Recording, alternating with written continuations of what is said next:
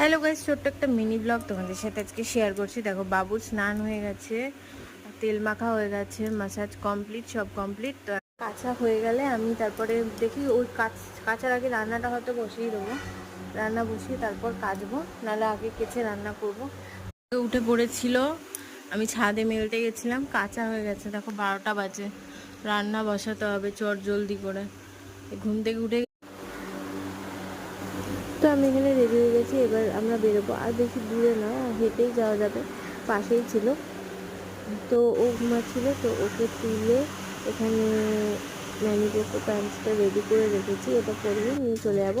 আবার আমরা বেরিয়েও পড়েছি। আর সত্যি বলতে এরপর আমি আর কোনো ভিডিও সেরকম করতে পারিনি, কারণ ও এত কাঁদছিল, 4 ঘন্টা ধরে কেঁদেছিল। তারপর গিয়ে ওষুধ লাগিয়ে ঠিক হয়েছিল, তো আমি আর কিছুই শেয়ার করতে পারিনি। তো চলো।